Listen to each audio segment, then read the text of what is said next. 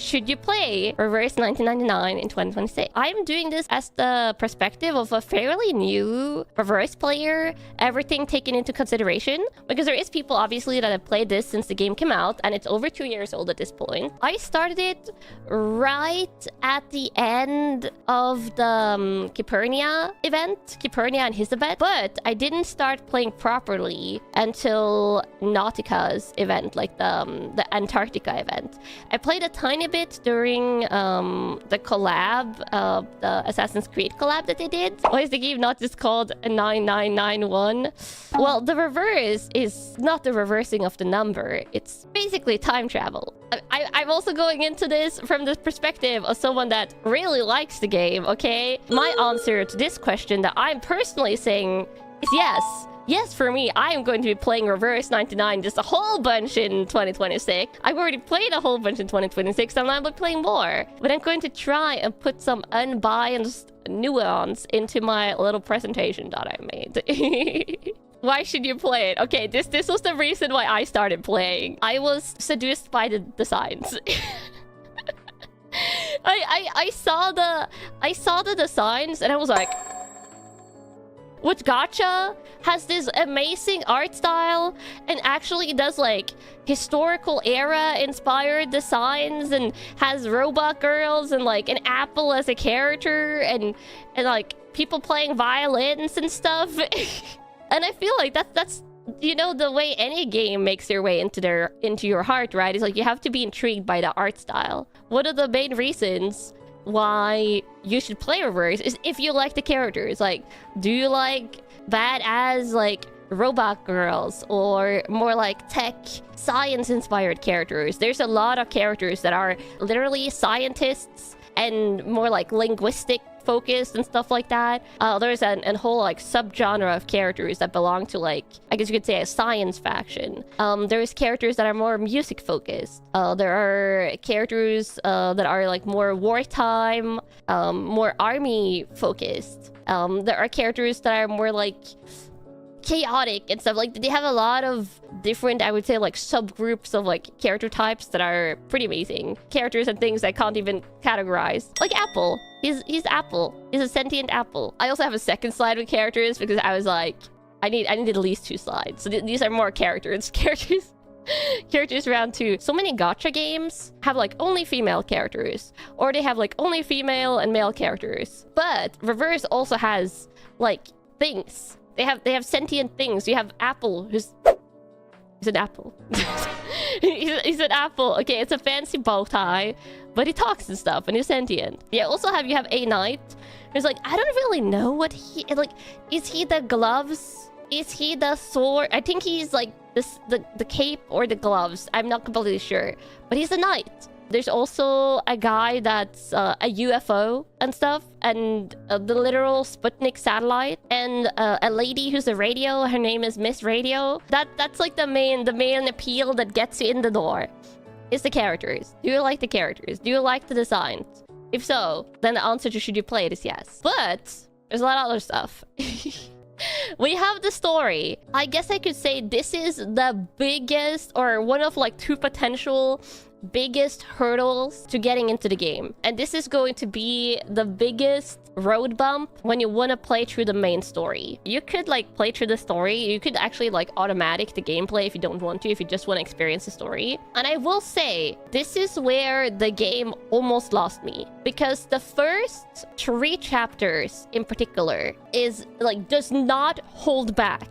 You time travel around to different eras, back and forward in time.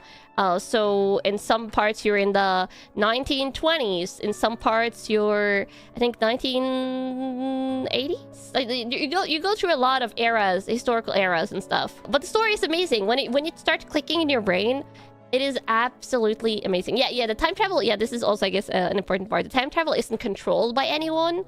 It is a phenomenon that is kind of happening. Some of the characters, or a lot of the cast of characters, are literally from the time periods that their clothing and kind of like mannerisms and designs indicate. And they do not hold back in the terms of like wanting to go deep, wanting to go a little bit like intricate with their story, but that also makes it a huge hurdle to get into. And this game, as I said, like, it's a Chinese-made game, so the original version of the game is in Chinese. The most recent translations are really well, but the couple of first chapters, I would say chapter 1, 2 in particular, but also partially 3, are a little bit rougher on the translation as well. And the fact that they're introducing a complicated story does make it harder to grasp. If you get to chapter 6 to 8 and you're not sucked in, then the story might not be for you. But I was really, really, really intrigued after chapter 8 finished. And chapter 6 to 8 especially had some really emotional moments. There's some emotional moments in the earlier chapters as well. But I was like on the edge of my seat in chapter 6 to 8.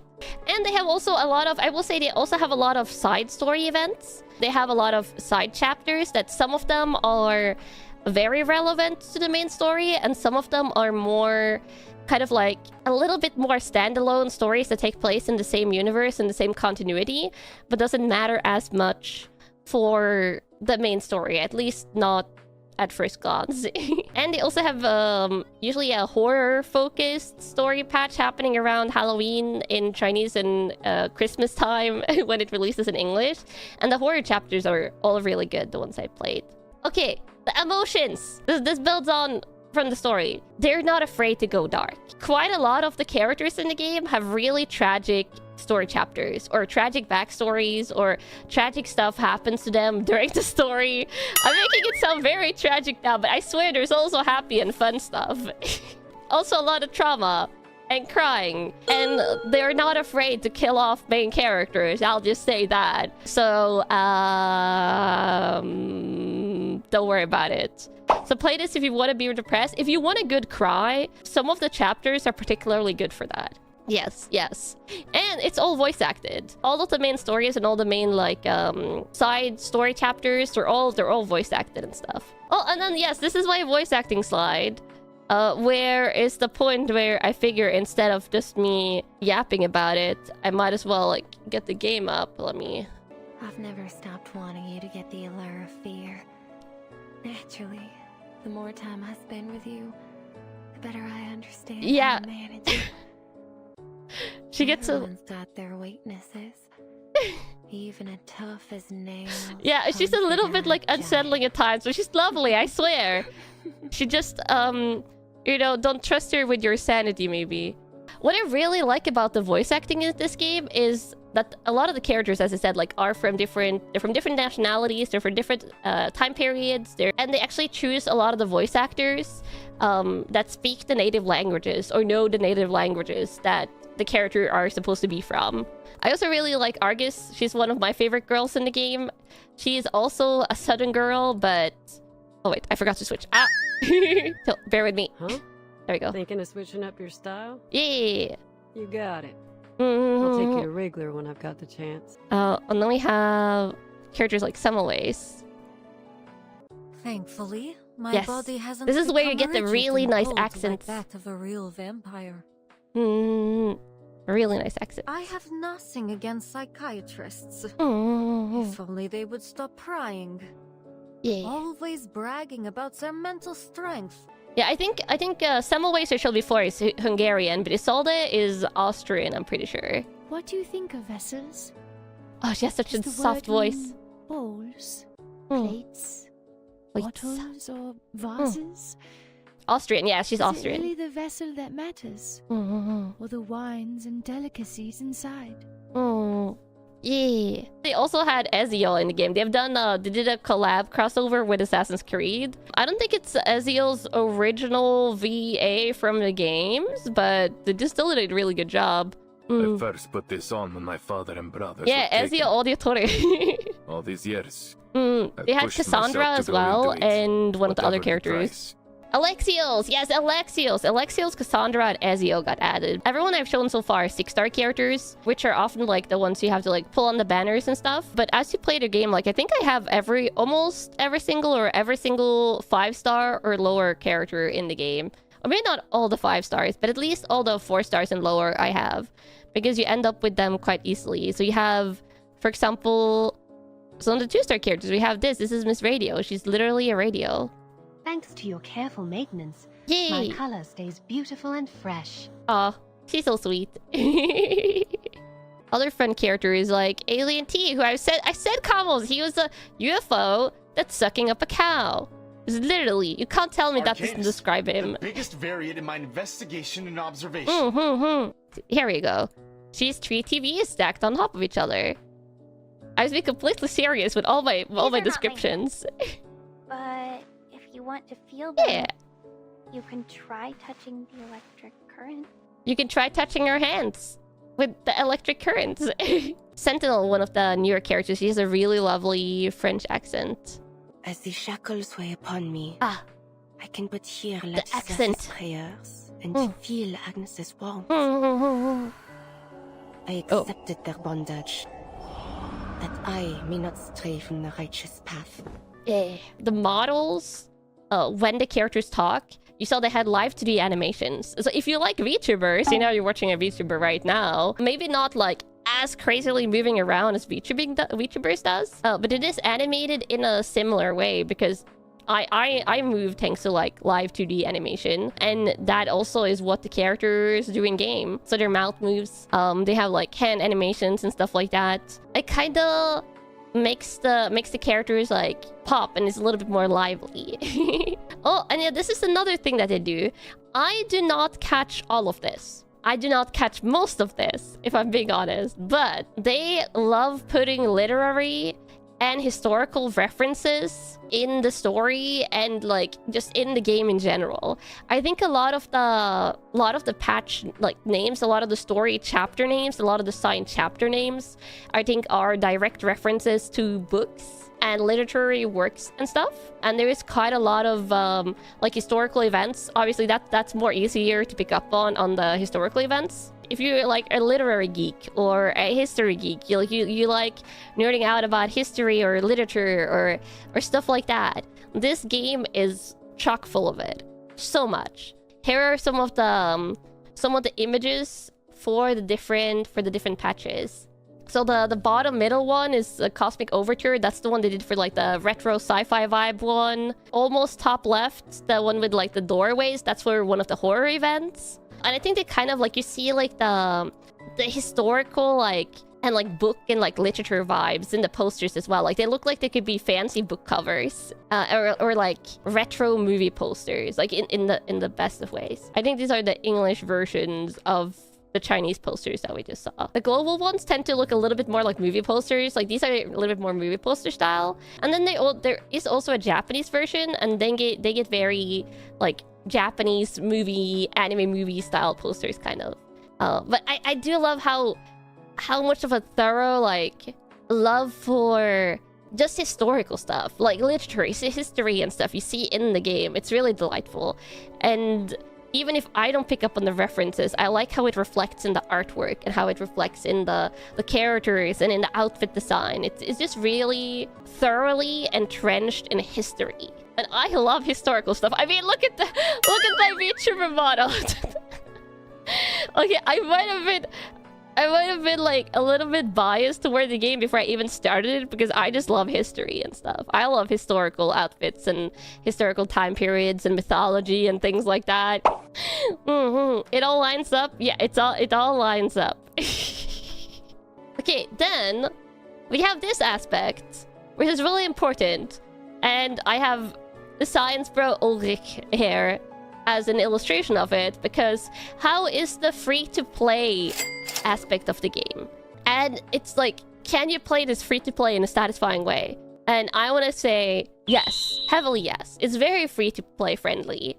In addition to being pretty generous with the pull currency, if you do your dailies, if you play during the events, if you do the events, if you just play the game regularly, then you will unlock a pretty hefty amount of free to pull currency that you can use to pull in the banners. And then you also get occasional free characters. Like Ulrich here, he was a free 6-star characters, and Semmelweis has also been a free 6-star character in different like anniversary patches and stuff. And in the next patch that's dropping in literally 3 days, on the 20th of January, they're dropping in global the kind of like Paris-inspired story patch. Then they're dropping a free 6-star character that's going to be random among the 6 stars that you don't have, that are in the like regular summoning pool. So not limited characters, but you'll get a random free 6-star. And they also sometimes give out random or free lower star characters as well. Usually you can get like a guaranteed 6-star or enough currency for a guaranteed 6-star each like patch. If you don't save up your currency, because you can also save up your free pool currency for banners you know you like. And this is also kind of another way that Reverse is free to play friendly, is because the global patch is behind the English one. What? No, not English. It's behind the Chinese one. The Chinese one is 2 patches ahead of global. So if you take a peek at the Chinese trailers and stuff that do get shared on YouTube by Reverse fans, you'll know which characters comes in the 2 upcoming patches. And if you're like, oh my god, this patch has a lot of characters I want, I'm going to skip like the next like 1 or 2 ones in English instead and save up for this like 3rd patch that's coming, you can do that. And no weapon banners. Yeah, no weapon banners. You only pull for characters. And then we have the other part of the free-to-play, which is like, you gotta stay strong if you're playing this, because since Reverse is so strong on the artwork, oh my god, there's so many good skins. There's a lot of good skins. Some skins you can acquire as free-to-play, and I think at some points they also do give out skin currency that you can save up and use for a 6-star skin, but you gotta save up carefully. But this is like the one like paying aspect of the game where if you're not careful, they can break you. And oh, the skins are so good. Oh my god, I break really easily for the skin, okay? I break so easily for the skin. I might have acquired more than 1 skin. Oh my god. Ew. Oh, look at this! Look at this! Oh my god, why are they so good? Why are they so good? I have even bought a couple of skins for characters that I don't have yet, so that when I have them in the future, I'll have their skins. By the way, the highest tier skin is $15. Yeah, the skins don't get like crazy expensive. This is the good thing. You don't have to roll for skins. If you do want to buy them, you just straight up buy them. And there's no like $60 or $100 skins in the game, or at least I don't think so. There hasn't been since I started playing. So if you do crack and just want to buy a skin, they're not insanely expensive and you don't have to gacha for them, which I think is a really big perk in gacha games when you just like have an easy unlock. Yeah, I think basic garments are like $7, advanced is 10, and unique is 15. Oh, and this is the splash art.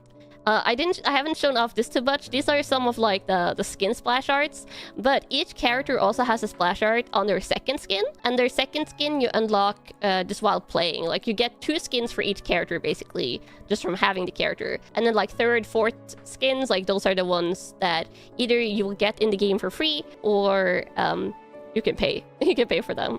And then we also have this. These are 6-star characters, but they also do skins for lower star characters. And those ones, at least for me, actually, since starting to play the game, they do sometimes do like re-rolls of older character skins, like the lower rarity skins.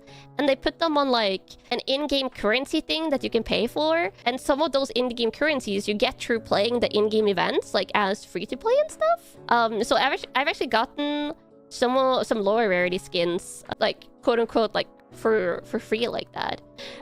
Then there's another important question people have before they start a game. Is like, how is the actual gameplay? The gameplay I would describe as card-based with fun strategy and team archetypes. I'll show you what this looks like in practice. Not all archetypes in the game have as widespread of a support. Some archetypes have like a core team, some archetypes you can like more mix and match, and then some archetypes, if you're playing like the late game, like sweaty gamer hour modes, are not equally viable. So it like if you go like super late game, then you might not be able to play everything, like every archetype as effectively. But if you're just playing the story for fun, you can basically play anything. You don't even have to build a team. So you can play for fun. You don't need to min-max. You don't need to go meta. Okay. I was writing this and I was remembering. I was like, oh my god, the reveries. Oh my god, me trying to play the reveries. Oh my god, please help me. I'm dying in the reveries. This is past me, and this is also currently me saying this.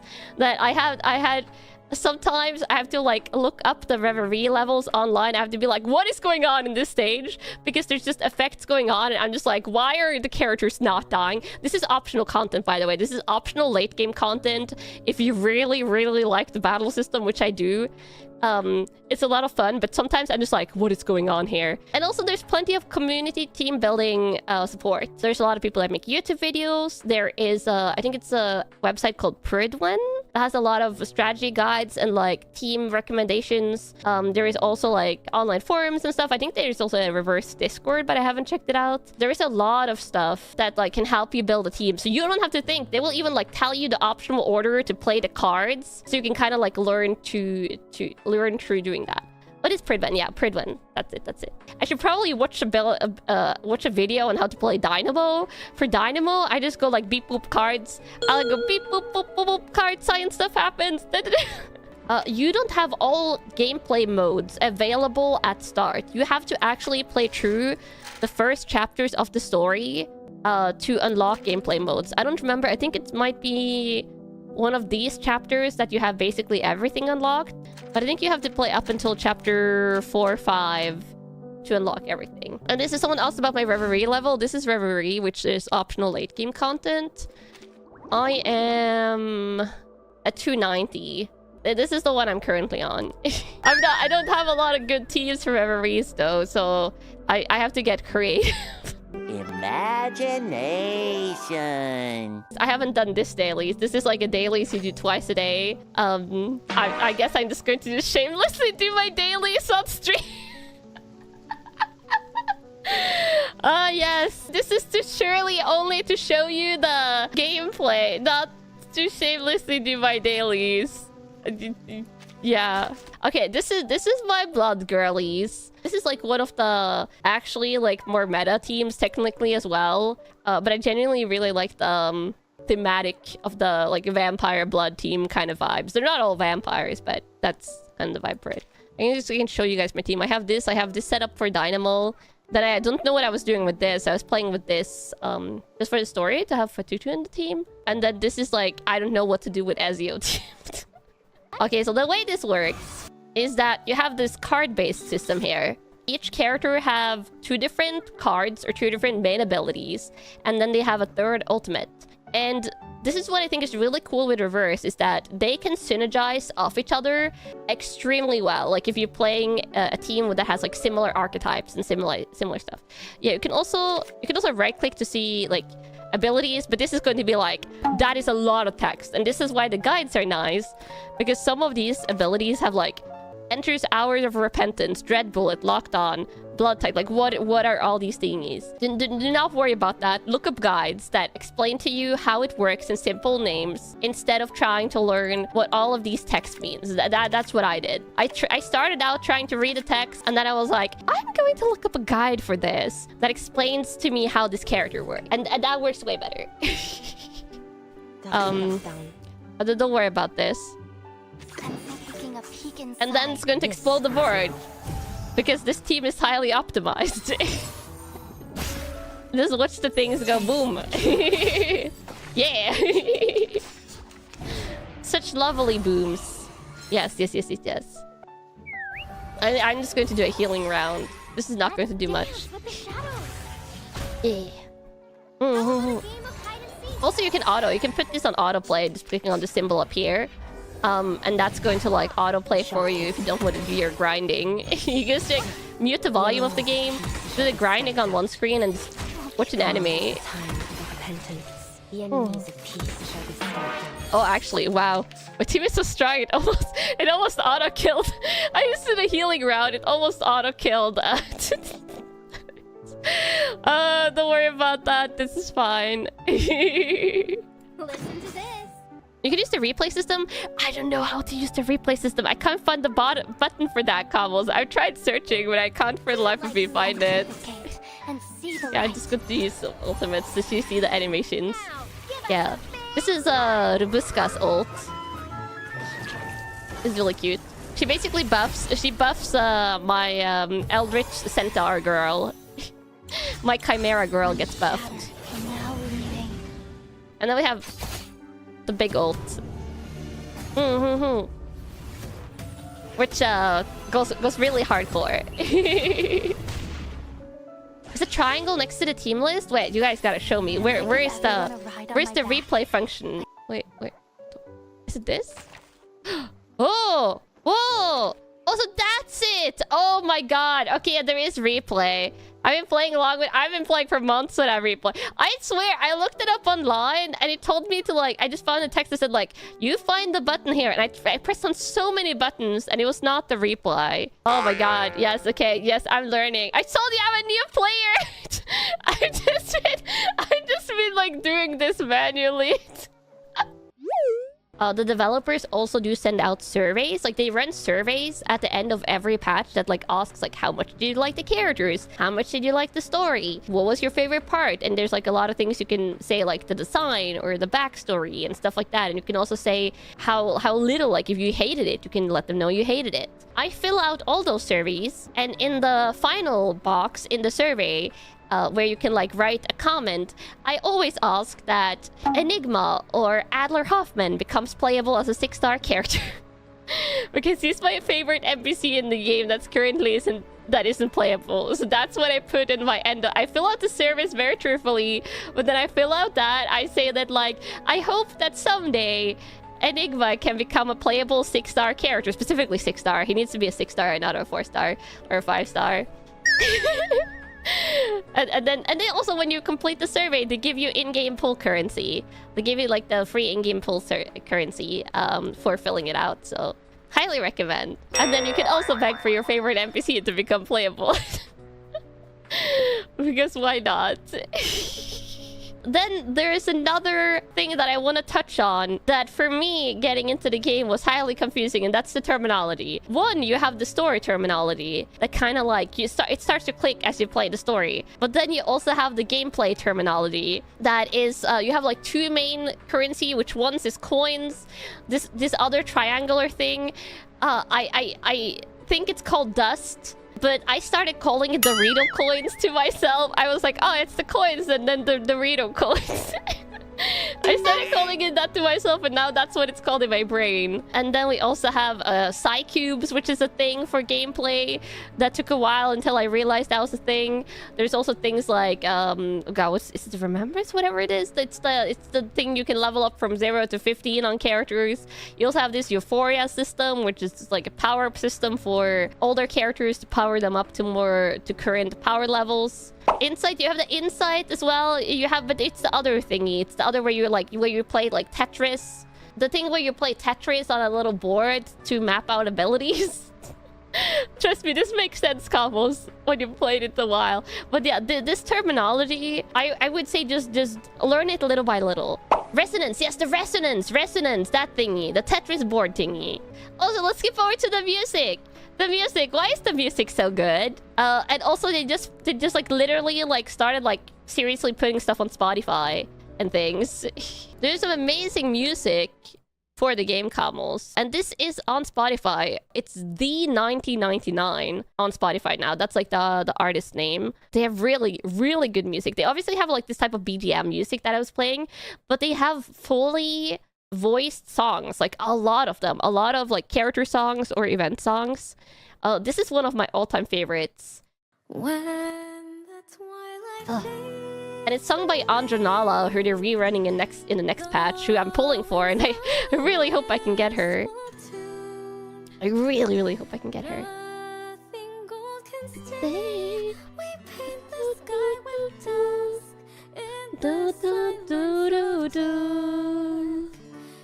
You are my star. Yeah, her voice actor is the singer, which is amazing. Da da da da da da. Da da da da da da da da. Na da da da da. Na da da da da. Da da.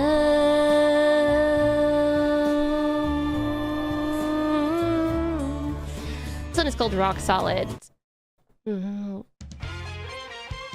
Dun dun dun dun dun. I think this one was run during let me see. I think it's on this girl's event. Lang Yu? Dun dun dun dun dun. Bum, bum, bum, bum, bum, bum, bum. I could be wrong about that, but that's the one I think it belongs to. Bum, bum, bum, bum, bum, bum. Showdown in Chinatown? Yeah.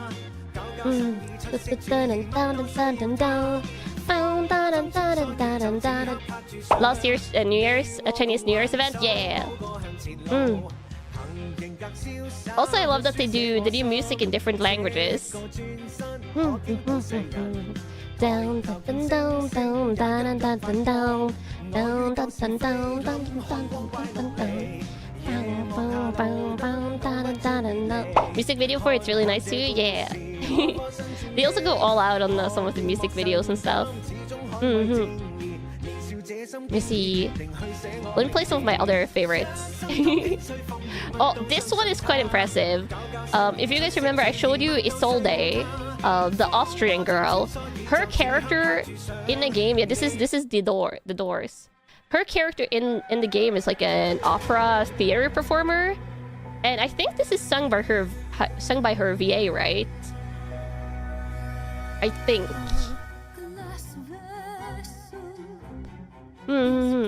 Yeah. Her English VA is a real opera singer, which is highly impressive.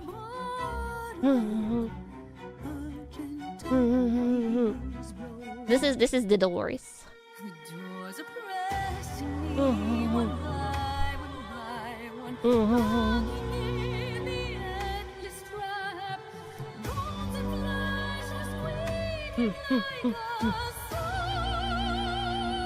I can obviously not sing this one.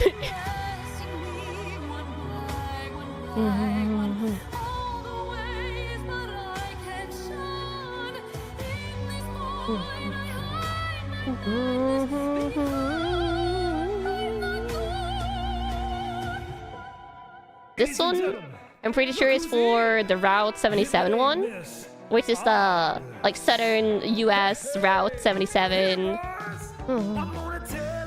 Yeah. This is called Boots, Hats, and Tails. Yeah, it's for Argus.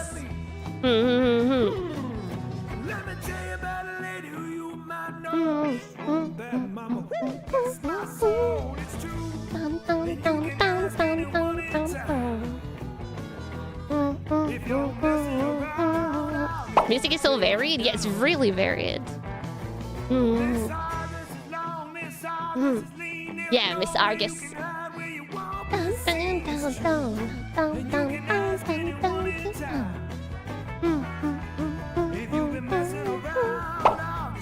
There's one scene where the newspaper shows Better Call Argus. Oh my god, I didn't even realize that. That's pretty cool.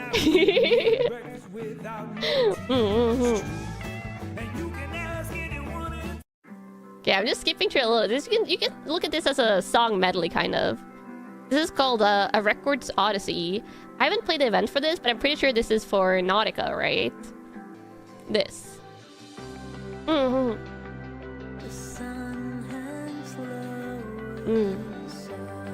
This one I really like. I want to try and like actually cover some of these songs. And this one I wanna try.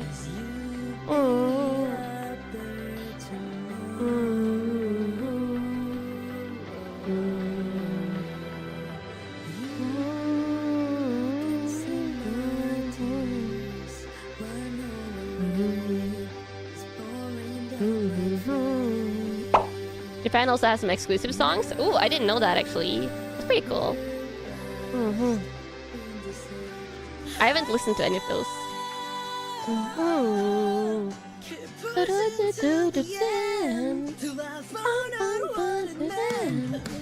I like how emotional this one is.